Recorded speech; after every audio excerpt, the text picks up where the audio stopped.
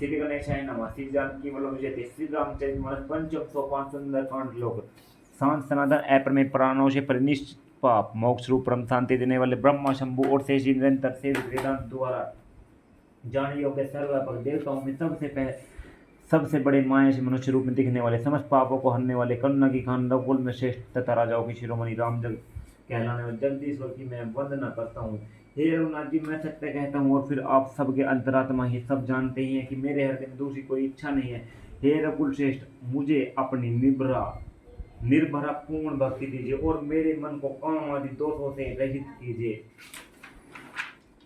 अतुल बल के धाम, सोने के पर्वत सुमेरु के समान कांति युक्त शरीर वाले दैत्य रूपी वन को ध्वंस करने के लिए अग्नि रूप ज्ञानियों में अग्रगण्य संपूर्ण गुणों के निधान वानरों के स्वामी श्रीनाथ जी के प्रिय भक्त पवन पुत्र श्री हनुमान जी को मैं प्रणाम करता हूँ।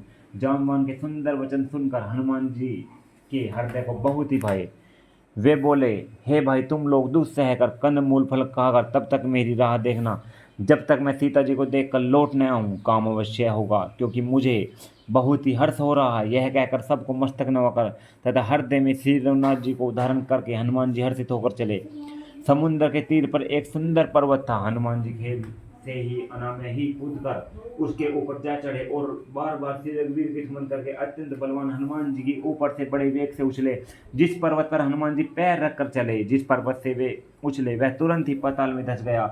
जैसे श्री रघुनाथ जी अमोघ बाण चलता, उसी तरह हनुमान जी चले।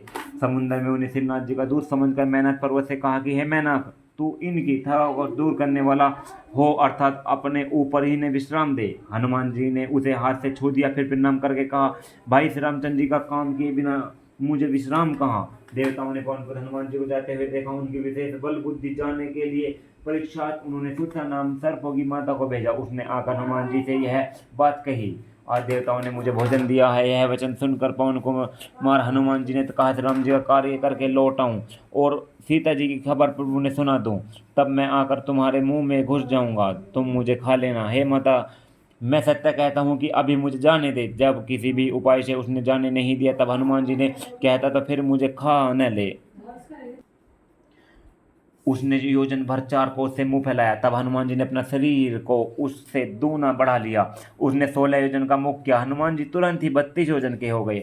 जैसे जैसे सुरसा मुख का विस्तार बढ़ाती हनुमान जी उसका दूना रूप दिखलाते थे।